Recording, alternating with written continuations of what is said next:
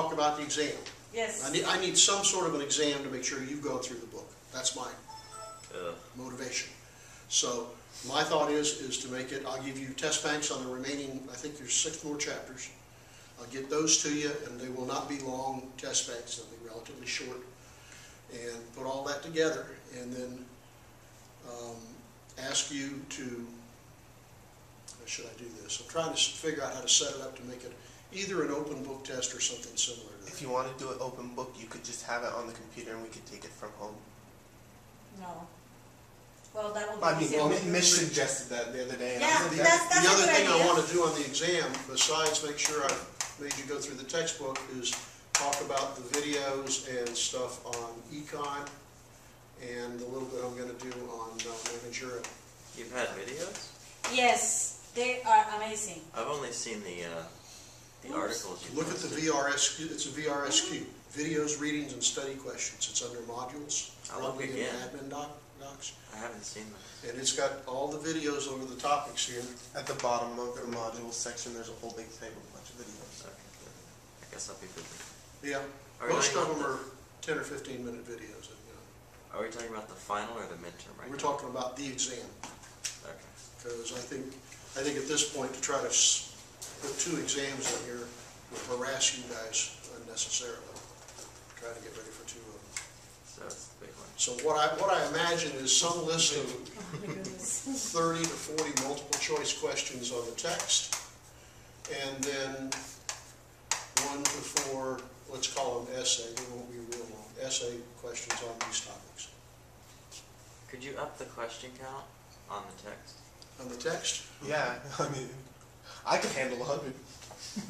Well, I know other people don't want that The many. more questions, the better chance of getting more of them right. Yeah. I will give that some thought, okay? If I was going to do it off the top, I'd say 40 of those, and at the most 4 of those, about equal balance in weight. What's the time frame? A couple hours. Are we going to do open book though? I haven't decided how to do that.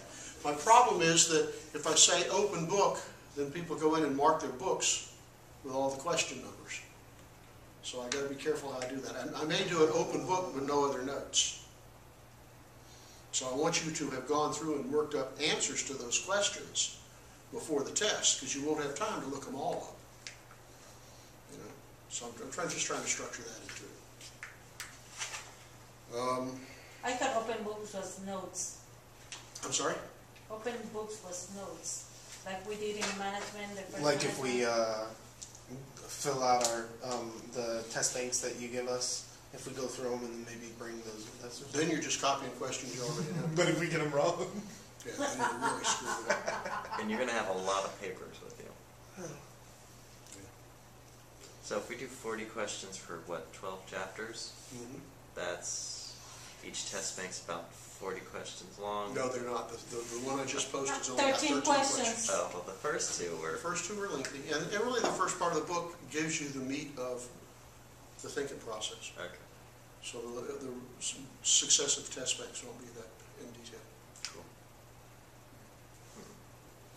I'll get that clarified. Now, Laura, you have still to give me the company or person you're going to do a paper on. Okay? I will respond tonight. I apologize. Tonight, tomorrow. So just to clarify on that, we're just What I wanna analyzing do, their business I strategy. want to know something about their history, what they're doing right now, and what their thinking is. What is their strategic approach to things? I actually want to change mine. That's okay. I sent it 3, and then after I sent it, I thought, oh man, Send Yamaha would be so much better. Send it over. And I want to make that paper due early enough that I have time to read it. Oh my God. So, I believe about the 21st is a Monday, and that's the last week of class of April. How are you going to grade all those papers from all those people? All those tests? I've got 2 other, you mean in the management course? Yeah. I have 2 other people helping me, and they're doing a wonderful job. There's 3 of us teaching that course. Well, that's the lady and then, what's her name? Jimmy Williams. With the paper, do you well composed long enough to give our good points? Yeah, and how long do you think that would be? You know, I can't imagine I could sit down and take Amazon and Jeff Bezos and talk about what he's done, what they're doing, and how I think their strategic thinking is working right now. I don't think I could do that unless it's 8 or 9 pages. You know. Double space. Yeah. Okay? Ballpark figure. If you would then, aim to have that to me by the 21st of April. And you So want that to gives you 5 weeks. you want to confirm who we're writing about, right? Yeah, send me your revised edition. Okay. But I'm not really picky. My big concern with whatever you pick is that you have enough information available about that company. A couple of people have picked local companies, and if it's just a little small mom and pop, I don't think you're going to have much to work with. It needs to be a little bit bigger, a little more established, hopefully a little longer track record. But there are some local companies that would be worth talking to. Let's see how their thinking goes. Remember that when you talk about these companies and their history, you've also got to kind of take an overview on not just how are they doing, but who's their competition? And how are they doing relative to the competition? What share of the market do they have? How fast are they growing relative to the other major competition? So it's going to take more than just reading about a company and writing some stuff down. It's going to take a little research and looking around. So we tell you who they are, where they came from, and where they're going, Mm-hmm. and who they're fighting Yeah. against. What's their history? How'd they get started? Did they morph from this kind of business into this one and then over into this one? And then here's the situation today. What's going on in the industry? Well, these are their 3 major competitors. Here's how much market share each one has. Here's what this particular competitor seems to be doing pretty well, or excelling. Here's how perhaps the economy is affecting their industry. If you're doing a business that's into housing, you know, the last 6 years have been a disaster for them. How are they doing coming out of this? So some view on both the economy and what's going on. If pertinent, any views on government regulations that are affecting them. If you're looking at the finance industry, a bank or a lending company, the new Consumer Financial Protection Bureau, what are they doing? What is the regulatory climate like? And we'll get into a little bit of that tonight because it's been really loosened up, and then we nearly had the bank failures, and now they're starting to tighten down on it. Can I write about the company that I work for? Sure. Now, what you have to do is lay me out a scenario in the beginning that says this is what this company does. These are their main product lines or service lines. John? I'm doing mine on Amazon. But, Okay. for instance, like Google, could you do, I'm giving somebody else ideas, I guess, but That's cool. for Google, could you take like one of their branches, because you know how they just started that Google Plus? Yep. Which is a competition with Facebook now? Mm-hmm. Could you take a branch, or you want the whole? I want first a sense of the whole. Right. And this is how they evolved and where they seem to be heading. And then if you wanted to take a particular specialization or a branch like that and say, here's an example of the way their thinking goes, that'd be great. Okay. And you can interface that with things like Porter's 5 theory model in the book. He's got 5 different strategies he suggests you look at. See if any of that jives with what they're doing. We may end up having some overlap. What are you doing, Ed? Publix and the Amazon Fresh market. I think you guys are going to have incredibly interesting overlap as Amazon tries to move into the home grocery delivery business with drones. Amazon Prime just got a lot sweeter. Yeah. So yeah, I didn't know they did that. they have. Yeah, they're talking about it. Yeah, they're trying to. So papers due Free market. 21 April. They just released For drones? The exam Yeah. probably that same week. And I'm not sure. I don't have a calendar right at hand. Is the 21st a Monday of April? You tend to do exams the week before the rest of school, though. This Yeah, program. That's it. The 21st is a Monday. Okay, 21st is a Monday. That's for the paper. Uh-huh. Now, would you rather set up and have an exam on the 14th and then have another week to work on the paper? I'm cool with that if that's what you want to do.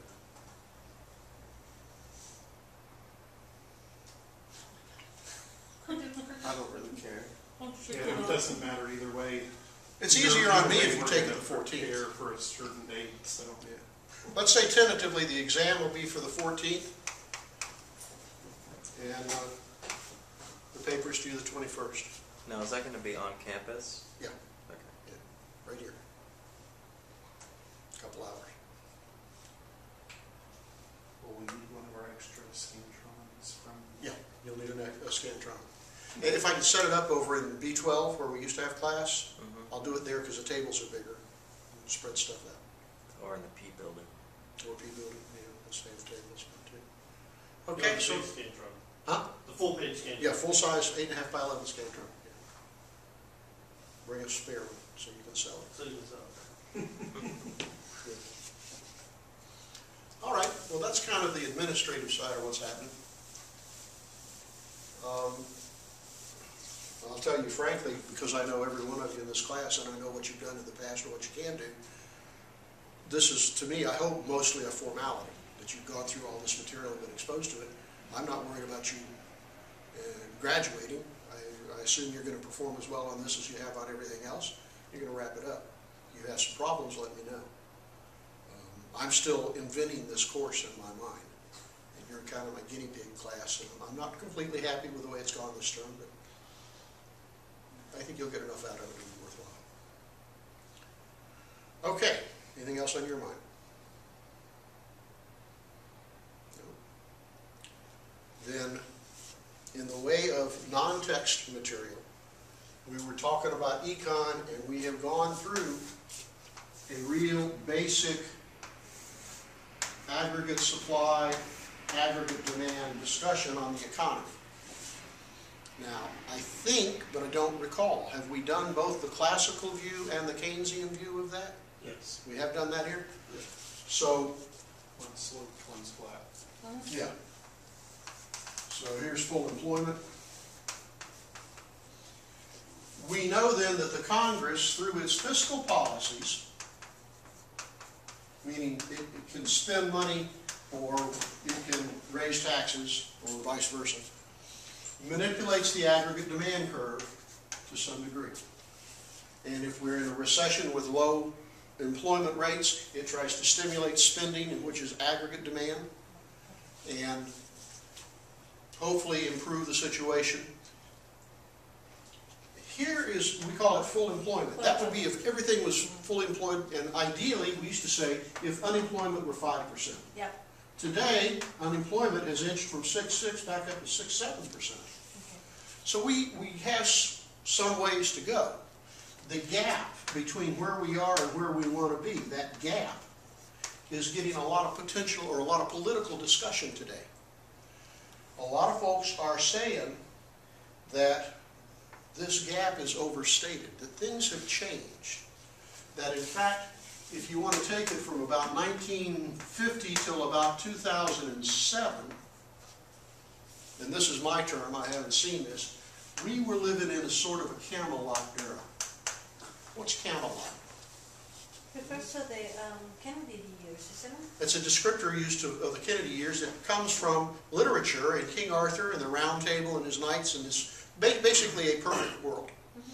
From 1950, after World War II, up until the Great Recession in 2007, our economy was generally growing pretty strongly most years, and even when it took a dip, the recessions didn't last usually more than 6 to 12 months. And so during that time, another thing that was going on, I like the term, the Great Compression. That we had relatively high tax rates on high incomes. We had a fairly decent, strong social safety net for people who down in the lower income areas, and we compressed America into the middle class. The result of that, for the most part, was a lot of spending going on, creating a lot of jobs, producing a lot of toys, and pretty comfortable lifestyles. If you talk to people like me who were raised in the 1950s and 60s, throughout most, not all, but most of America, when you looked around your neighborhoods, everybody was pretty much in the same income range. They drove the same kind of cars. You didn't have extremely rich places in town and extremely poor places in town. Most everybody was in the middle. Since around 1980, 85, that's been changing. The poor have stayed relatively poor, and the rich have gotten richer and richer, and so the disparity between incomes has spread again back to what it used to be prior to the Great Depression, 1928, thereabouts. What happens when you have disparity in income like that, if you don't have a strong and growing middle class, it gives you a big impact on aggregate spending. Spending is not growing the way it did during the Camelot era. There's no outlook that I've seen, a credible outlook, that says it's ever going to get back to that. Think about what we had in the 1950s. If you didn't finish high school, we could still put you on an assembly line in a manufacturing plant, tie you together with your lack of skills with millions of dollars worth of equipment, and we could make you productive and therefore afford to pay you a fairly decent salary without a high school diploma. Those days are gone. And what do we see happening with respect to high schools today? Our graduation rates are among the lowest in the developed countries. The performance of our high school graduates is not terribly good overall. And so we look at those people and say, where is their place in the future of America? If you look at unemployment rates today, people with less than a high school diploma, unemployment rate around 9+%. That low, really? Yeah. These are official. We know there are a lot of people unemployed who are not counted as unemployed because they've just given up looking for jobs. If you look at people with some college, the unemployment rate's around 6.5%. And if you look at people with a college degree, a bachelor's or better, unemployment rate less than 3%. I expected more for high school. I did too. Yeah. But if we continue to have large dropout rates in this area, what does that say about the long-term future and the operating environment for businesses in our economy? What future? It's grim, because you can't ignore these people. They're going to need help of some degree, however you choose to give it to them. You can put them in prison and pay for them, maybe, or you can subsidize them, but you cannot ignore them. And they become a drag on the economy. They keep it from growing as far and as fast as it could. Do we know the percentage rates with the people who've stopped looking? Like No. the actual number of people who are not employed? We don't measure that. Wow. When we call you up to see if you're unemployed, first thing we say is, do you have a job? No. Are you looking for a job? Nah, not really. Oh, never mind. Click. You don't even count. You're not in the workforce. Wow. How many thousands of people out there are there like that? Over 100,000 in the prison system. Exactly. We have the highest incarceration rate of our citizens of any nation on earth. We put more of our citizens in jail and pay for it than any nation on earth. What does that do to our productivity? I mean, it makes it look like we're spending, high GDP, but it's being spent on holding people in prison. That's not any long-term future. So, I suggest to you, Camelot is over. I don't know when it gets any better. But in the meantime, we play these games of trying to, in whatever way we can, push our economy to perform as well as it could. In the good days, the U.S. economy, when it was strong, would grow 3 to 4% every year. Real output. Today, we're looking at growth rates closer to 2%. And speculation that 2 to 2.5% is going to be the norm. That means there's going to be less jobs, less promotion potential. Okay? And as long as the old bastards like me, the baby boomers, continue to hang on to their jobs because they didn't save enough to retire, those jobs aren't opening up for you. And so we're sort of stagnant. And people are living longer, so they're not dying either. And that's discouraging, you know? Gotta outsource ourselves and go to other countries. I'm sorry? We have to outsource ourselves and go to other countries. Well, interesting. Obamacare is going to help with the length of your life. Say again? I said Obamacare is going to help with the That's right. Obamacare is going to keep us living longer and sucking more, you know? Making more money out of that Social Security. So, I don't know, and at the same time I'm saying this, we know that the people in America, and this is again sort of opinion, it's a schism. There's people that are making it, and there's people that are not, and there's not a whole lot in the middle, not as many as there used to be. And among the ones who are making it, they're spending like drunk sailors. And they're creating their own, if you will, hyper economy that you and I can play in and prosper in. But it's not the same as it used to be.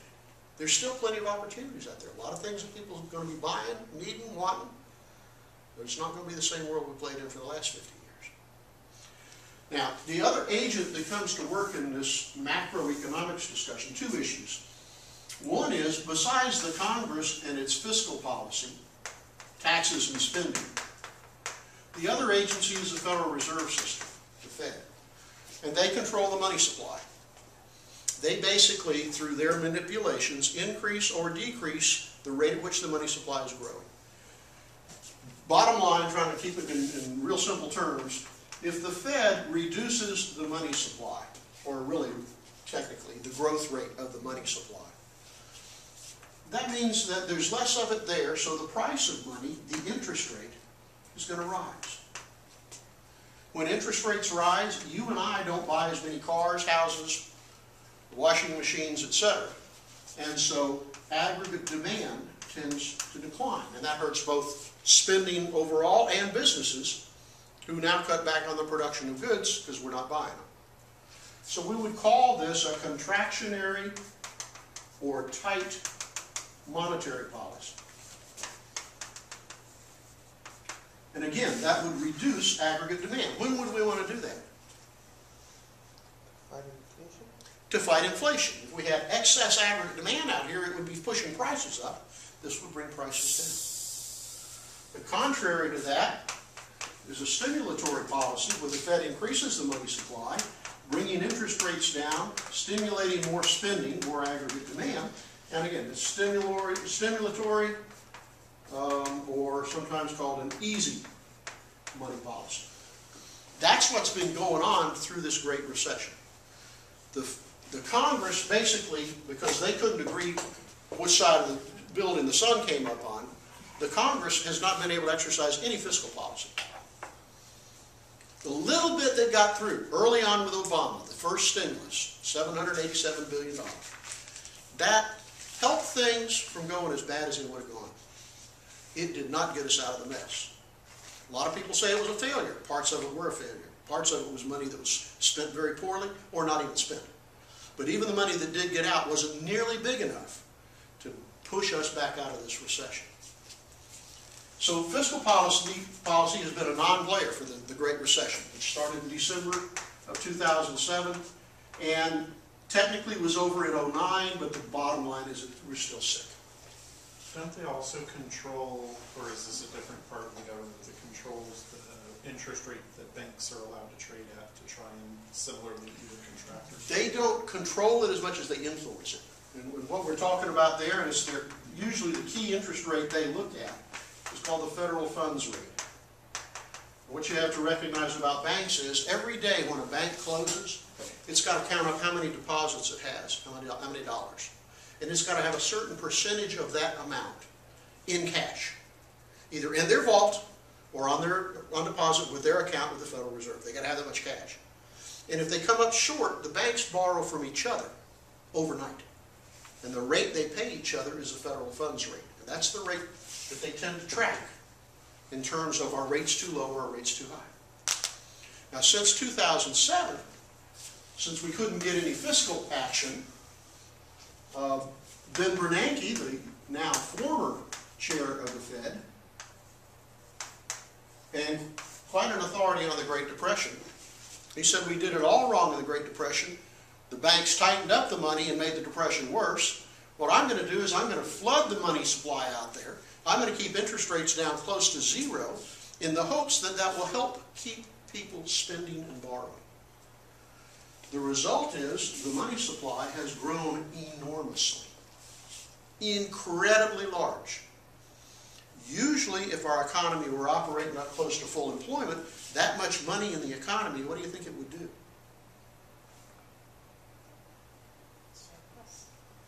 It causes inflation. And we've seen examples of that in history. Germany after World War I. Normally, all that money out there in circulation would drive up prices like crazy. It didn't do it this time because of a unique circumstance. Something called a liquidity trap, but basically it's because nobody's spending money anyway. Businesses are able to borrow money dirt cheap. Do they need to borrow money? No, because they got more cash today than they've ever held before. Businesses are cash rich. Why don't they spend it?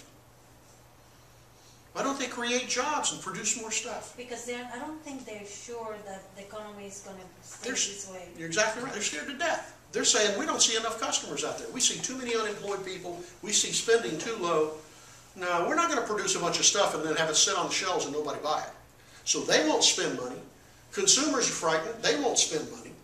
And we're kind of in this never-never land. And even with all this money flooding around, it's not being churned into the system. And fortunately, the one thing it has done is cause stock prices to go right through the roof. Okay? So what they're trying to do now, this they call it quantitative easing.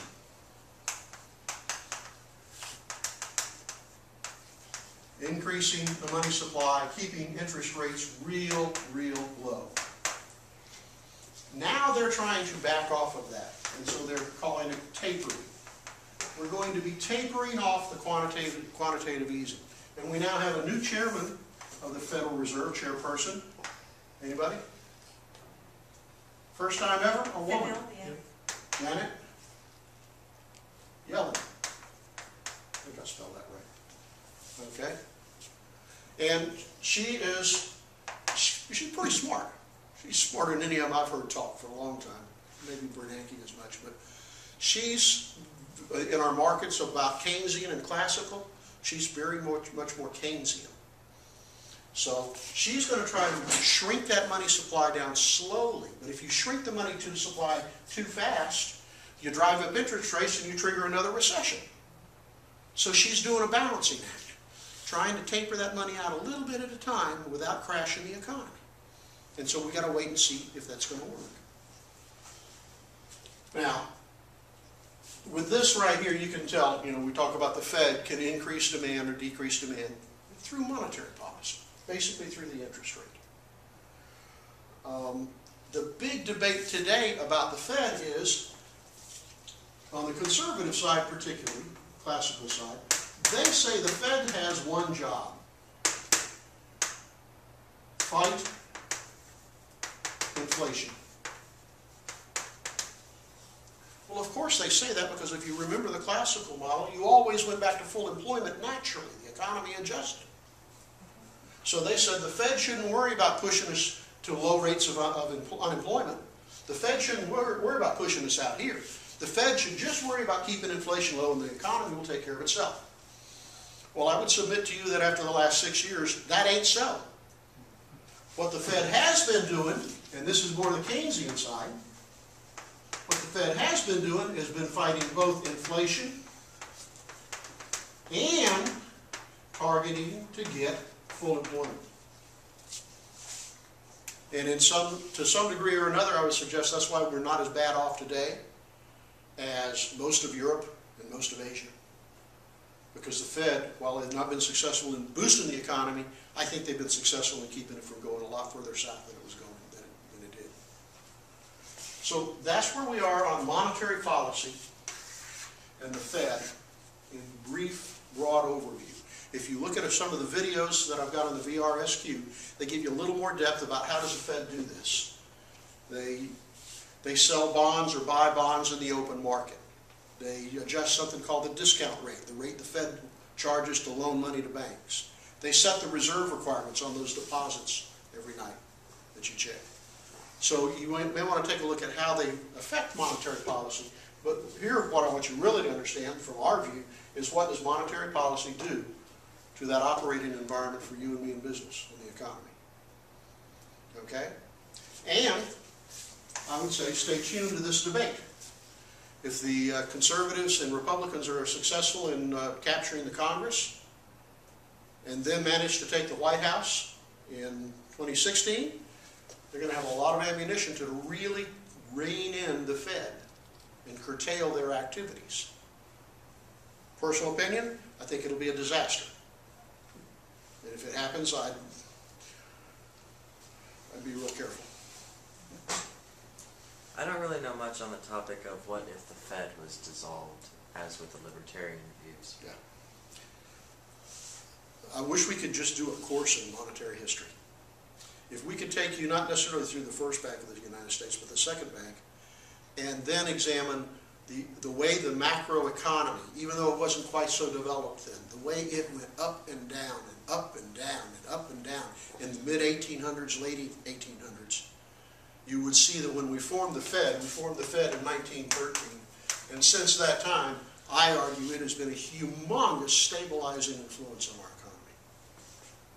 And so this argument about the Fed, to me, is a lot of folks who are arguing two things. One, conspiracy theories, that there's people controlling the Fed and taking advantage of us.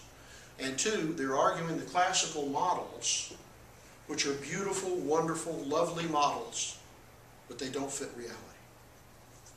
So my view is, if we start trying to abolish the Fed, we're setting ourselves up for some major disasters. Okay, those were the big points. The other point I wanted to mention, when we're talking about the macroeconomy, we have not said anything so far in this class about an alternative view of how to improve the economy,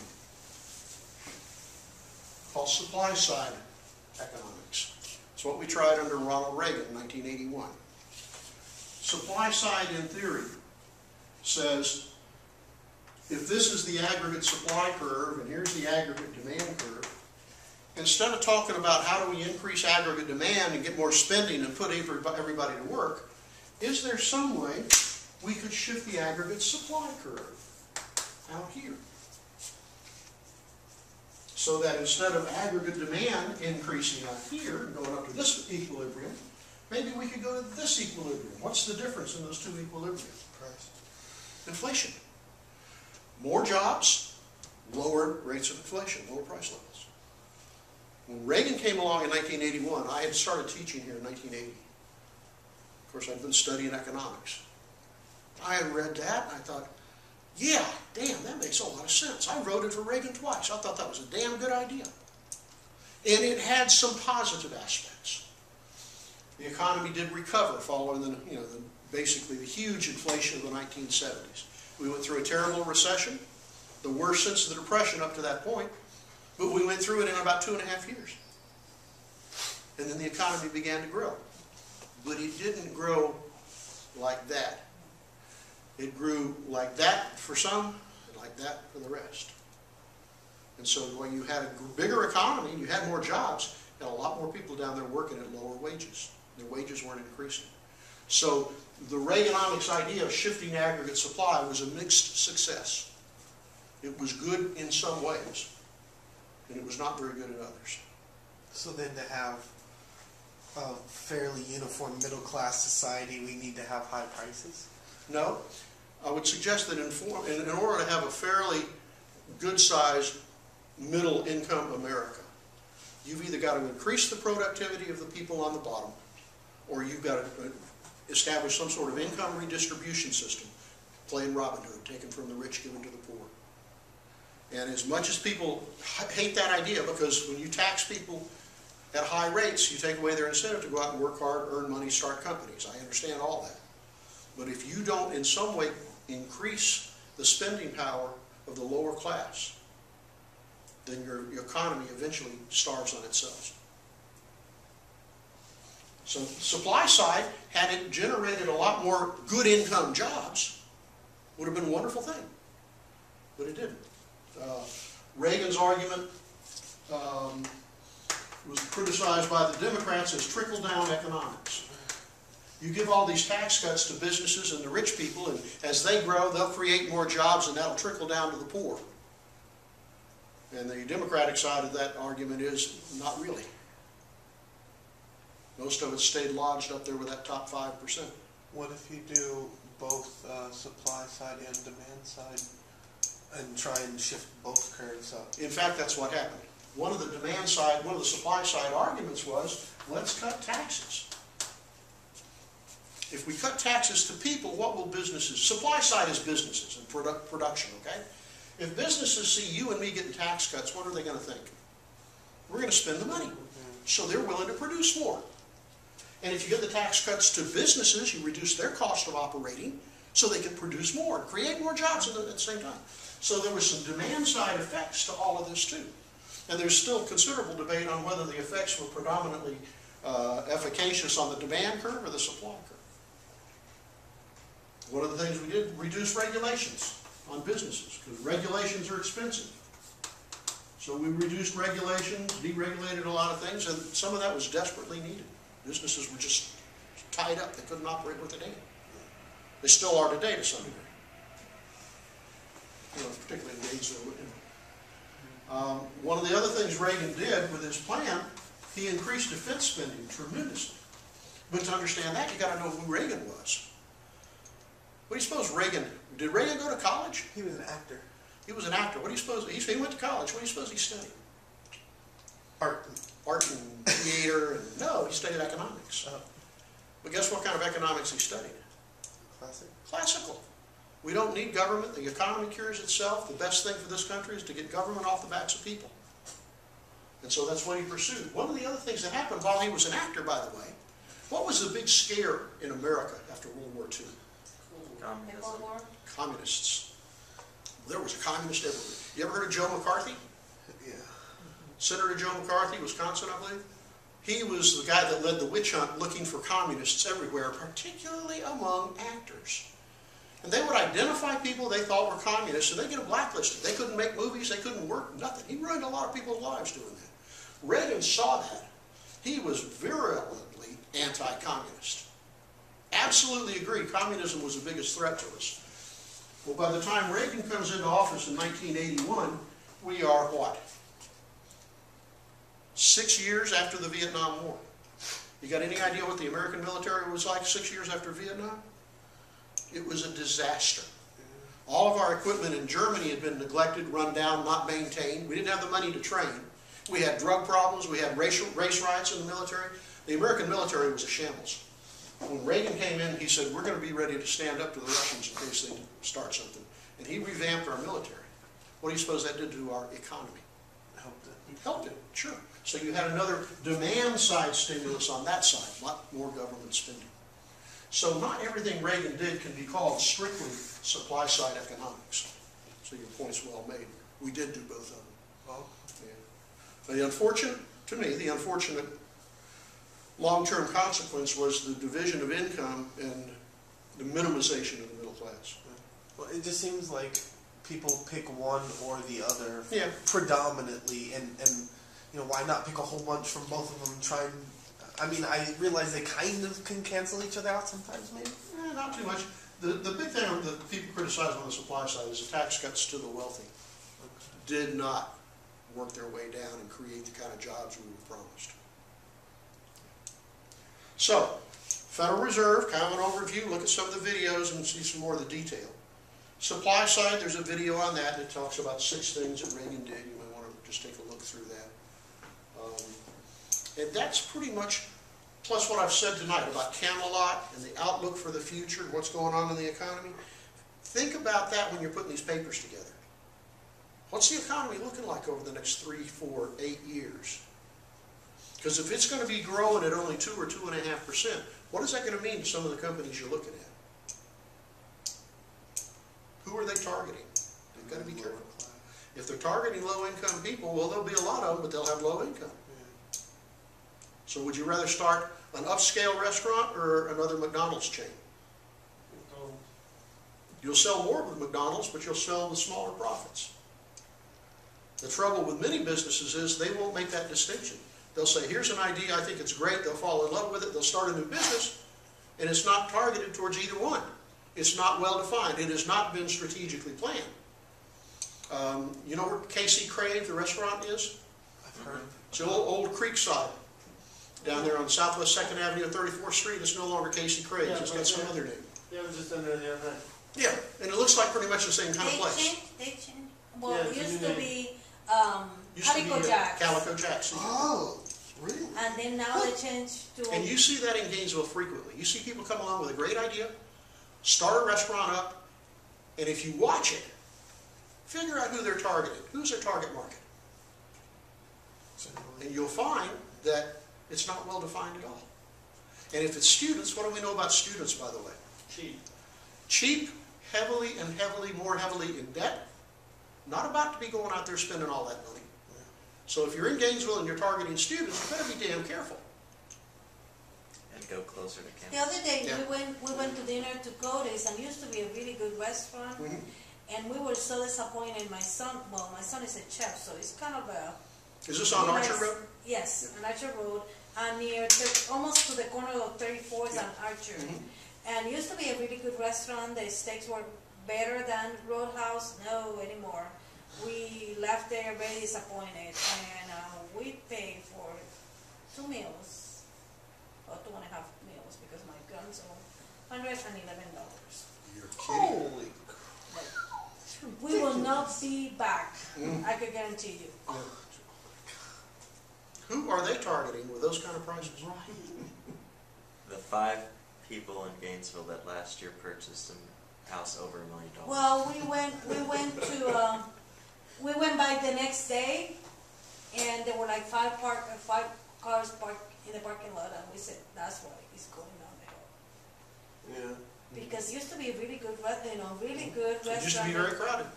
Yeah, the desserts were wonderful. Everything was good, except this time we'll never be back. You lost me as a customer.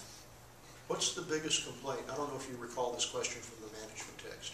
The biggest complaint managers today have From customers or about their complaint? about being a manager. Too much money. The fact that they cannot get their people to execute the way they want them to. Lack of Yeah. influence or lack of authority? Lack of execution. Now, that may mean that they're not supervising it closely enough, or that they have intermediate leaders that can't lead, but they come up with wonderful plans, very carefully thought out, lots of good strategic thinking in there. They implement the plan, and it is poorly executed. And that's why there will always be a need for managers. Do you think, like for example, Nationwide has really pushed the engagement piece, those 12 elements, I know what expected from me for work, I have my best friend at work. I mean, they put us through this survey done by Gallup once a year, and they look at, the results, and they take it very seriously. Like the team that I am right now is the highest, had been the highest within what is called the PC organization. PC is one of the big wigs, really high in the company. And within that company, and he must have 50, 60 directors, Mm-hmm. and under those directors are like maybe 2 or 3 managers. Mm-hmm. So it's a huge organization. And we always have come within that organization the highest score team. Mm-hmm. And so they kind of always looked at us, and they said, this team will never go anywhere, in the sense of the company will never try to get rid of us, with the economy, because we are an engaged team. Like we will do what is called the effort, extra effort to do, that's the name, Discretionary. it's a discretionary effort to do whatever it takes. So, I just look at the company as a, how they're going with that. But more and more companies are here, the employees are not engaged, And why is that? I'll tell you just an opinion. It's because intermediate level managers don't know how to lead. They don't know how to foster that kind of engagement and cooperation among their subordinates. That's why there'll always be turnover. That's why they'll identify groups like yours, and they will be sending your managers to talk to other managers about how they do it, because they want everybody else to learn what is your secret. So I have read a lot about teams, and a lot of managers do not understand the concept of the team. No. They don't nurture that team environment. And, like in our team, yeah, it's good to have your own personal goals, and each associate has their personal goals, but doesn't seem to be a cohesive kind of environment where, and it's something that I've been talking to her for the last 2 or 3 months, like, it's good that every person has their own thing, but we have to look as the team one goal. Like, and I said, I pick a goal at the end, like do it like a thermometer, and every day we go and say, this is where we are towards that goal, because that will unify us, but I haven't been able to But get there's that. an art in getting people to buy into that whole system that a lot of managers don't have. I read the 5 dysfunctions of a team. Mhm. That's kind of opened my eyes that, what is But this? your company sounds like it's doing more in that regard. Oh, yeah. What I would call building social capital Yeah. than most companies. Most companies are living day to day. Most managers are living project to project. They have no overall sense of where we go. No, we put, or they put a strategy at the beginning of the year, like within the first 2 weeks of the year, and said, this is where we're going this year. And they are like very specific. We want this much growth, this much this, engagement scores needs to be here. And, they do all these things, and then... Then do they give you December- the resources to do? Yes, So we have the tools. that's unique. We have the tools to do the job. That's I good. mean, like, I got a brand new PC. Oh, sweet. They give us, they give us the tool. And one of the engagement question is, do you have all the tools necessary to do your job? Mhm. And my team had issues with envelopes, mailing letters to customers. And for 2 years, I worked on that piece on, do I have the tools and the equipment? Drove me crazy because I would order envelopes and another team would come and steal them. Mhm. So I went and dragged like a cabinet and went and locked it. And I was the only one who had the key. And they're like, do you have envelopes? No. Because I was worrying about my team having the equipment and the tools that they needed. In my wife's business, she works in customer service over the telephone. And they need probably 25 people. They normally have 15, sometimes 12. And if they keep coming to them with all these goals and how much calling time you're supposed to spend and call them back on Yeah, this. they're here and They stuff. give them impossible goals without the resources and then wonder why morale and turnover are so lousy. It's because the managers have no clue what's going on.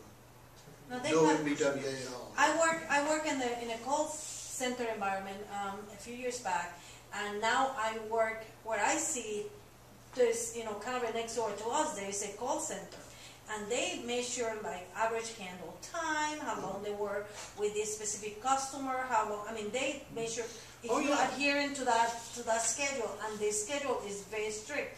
You have to log into that phone at 8 a.m. every morning. And there are people who work there until like 9 o'clock at night. What's the turnover like in that department? You don't know. There's always, I would say every 6 months they get 15, 16 people. Yeah, it's a But high- it's because they get promoted out to... Because they want to get Yeah. promoted out. Because that kind of rigid scheduling of your time is not the sort of thing that builds morale. People like it. I couldn't do it. I don't like to be scheduled to go to use the restroom. I don't want to schedule to go on lunch at the time they're telling me. I just don't care for it. Okay, anything else on your mind tonight? I know some of you have things to do. Some of you don't, right? I will see you in 2 weeks. Keep me posted on how things go. I'll try to knock out some more of those test banks. 21st for the paper, 14th for the exam. Stay tuned for any changes. Okay? Bye.